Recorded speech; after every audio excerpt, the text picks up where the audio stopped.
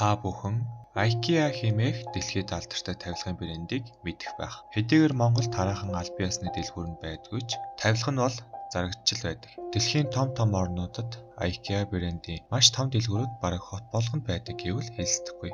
Тэгвэл зэрэгцэн ертөнцид муу адил IKEA-гийн дэлгүүр байх бөгөөд харин илтгэр үйлчлүүлдэг тавилга танилцуулдаг ажилчид нь эсрэгээр маш аюултай байвал яах вэ? Түүгээр зогсохгүй. Манай ертөнцид тийшээ очих боломж байдаг бол яах вэ? Хэрэв та санаандгүйгээр IKEA-гийн дэлгүүрт ортол зэрэгэлдээ ертөнцид очихвол яах вэ?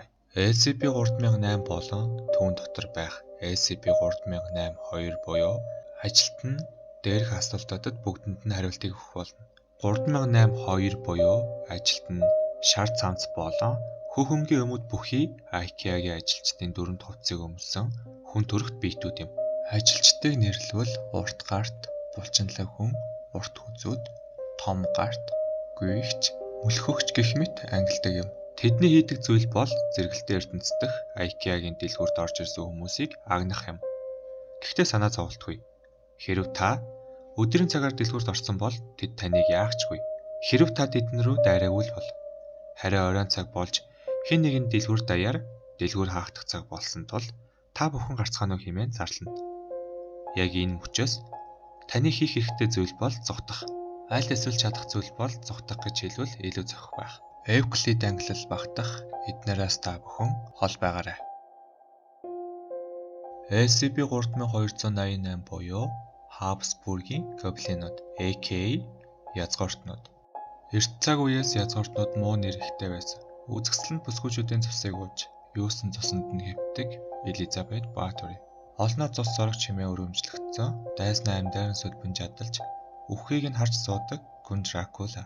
Олон үнийг хэрцгийгээр алсан Дарья Салтикава гэх мэт. Гэхдээ энэ дурддах язгууртнууд буюу SCP-3288 нь бүрч илүү аимшигтай, бүрч илүү аюултай. Тэд хүмүүсийг хүчирхийлж, тамалж бас иддэг юм. Эрт цаг үеэс, бүр эртний Египтийн үеэс язгууртан гэр бүлүүдэд нэгэн аимшигтай уламжлал үеэс үед дамжин ирсэн байдаг. Энэ бол цэвэр цусаа авч үлдэх буюу ах дүүс үеэлдүүд хоорондоо суух явдал юм. Үүний улмаас тэдний цус ойртож, гаж хэвэн бус болж төрөх нь олон байжээ. Үүний нэгэн жишээ нь эртний Египтийн алдарт хатан Клеопатрагийн нөхөр, мөн түүний төрсөндөө Египтийн фараон 13 дугаар Птолемей байсан гэдэг. Тэрээр цус ойртолтой улмаас энгийн бус төр төрөхтэй болсон төдийгүй 14 настайдаа нас барсан гэдэг. Гэхдээ хэрэв зөөн тохиолдолд онцгой үйлсэлд ордог бол яах вэ? Энэхүү зөөн тохиолдлууд нь одоо үүсэх гэж буй SCP-3288 буюу язгууртнууд юм. Тэд олон үед амьдсан цус ойртолтын улмаас тунгаж хөгжилтэй болж төрсөн энгийн хүнээс илүү хүч чадалтай мөн урт насалдаг. Дээрээс нь нэгэн сөрөг тал нь тэд энгийн хүмүүсийг тамалж, аалж, идэх гад зуршилтай юм. Эдгээр язгууртнууд нь ихэвчлэн энгийн хүнээс 2 дахин урт гартай, мөн байж боломгүй цайвар арьстай, бүхтэр нуруутай ба тус бүрийн биеийн аль нэг хэсэг нь энгийн хүнийхээс илүү том байдаг. Мөн хамгийн аимшигтай нь 6 эгний бүхий 60 шүдтэй тэдний ам юм. Яа, бас л төсөөлөхөд эвгүй болж байна шүү. Дээрээс нь тэд маш ам бүхтэй ба баргийн өвчин тусдаггүй. Хүний махыг л иддэг болохоос бараг л бүх зүйлийг идэж чаддаг. Тэгээд бас юу гэж тэд зулцгалдаг. Та нар зөв сонссон. 2-7 хоног тутамд хэд хэд өөр төлөө гаргадаг юм. Гэхдээ тэдэнд нэг сул тал бий. Нарны гэрлээс тэд айдаг. Юу эднэрт нь засаагч юм уу? За өстой бүүмэд. Тэдний өөр нь Европ даяар байрлах ба үүр тус бүр нь хаа эсвэл хатантай. Мөн тэд 18 дугаар зууны Европ хувцас өмсөх ба хөгжим тоглох дуртай. Энгийн хүмүүсийг тэд хүн гэж авч үздэггүй ба доод гаралтнуудыг хүснээрээ алж тамлах нь байдаг зүйл гэж үздэг. Харин тэдний өөрсдийн хувьд 18 дугаар зуунд Унгар, Бохем, Ариун Ромын эзэнт гүрний хаан 1-р Леопольд өөрийн амьдралын сүүлийн жилүүд хийсэн туршилтаар бий болсон гэдэг. Тэрээр өөрийн найз Habsburg-ийн хаан 2-р Чарльзын нас барсны дараагаар Habsburg-ийн угсааны язгууртнуудад бий болж буй цус ойртолтын гаж нөлөөг үгүй хийхээр нэгэн хүнтэй хамтарсан. Нөгөө алдарт болохгүй зүйл хийгээд байдаг сарказмын заа үйлийг хийдэг хүн байсан гэдэг.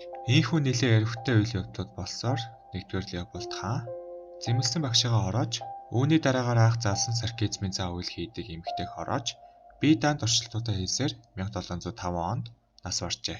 Ийхүү одоогийн язгууртнууд бий болсон ба эхэнтэй тэд цөөхөлтэй байсан тул нас барсан хүмүүсээр хооллож 1738 онд болсон их тахлын үеэр өвчин нэрвэгдсэн нас барсан хүмүүсийн зохицоор хооллож явсаар 1918 онд Хабсбургийн хаан засагдал нуруу унахад аргагүй эрхэнд газар доор амьдрах болжээ. Харин 1988 оноос тэд идэвхтэйгээр хүмүүсийг агнаж, алж, идэж эхэлсэн байна. Ийхүү SCP байгууллага учир бүтүүлгээр алга болох хүмүүсийг судлан явсаар 1-р Леопольд хааны хуучин лабораторид байсан язгууртнуудын үрийг олж, ихэнхийг нь устган, үүр нь бетон цутган битүүлж, бусдыг нь хааныхын хамтаар барьж авсан байна. Үүнээс хойш SCP байгууллага олсон үр болгоныг нь устгасан байгаа хэдий ч хангалттай хэмжээнд устгах чадаагүй л байна.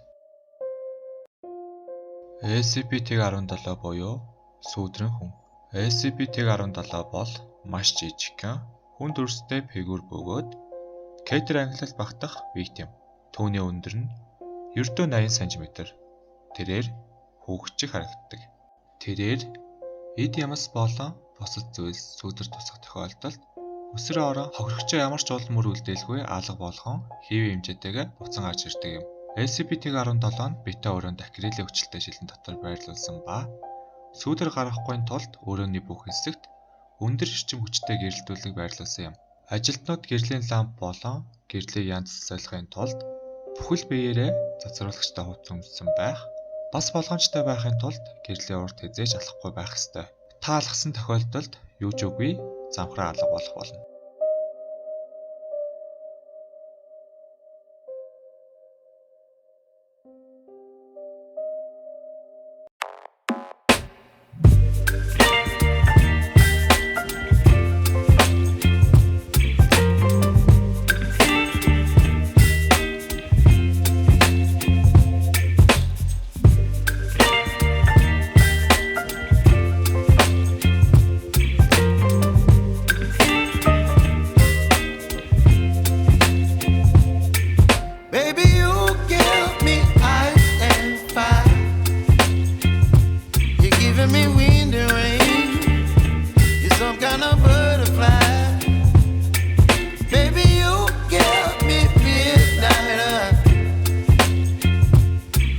My appetite, don't leave me here high and dry.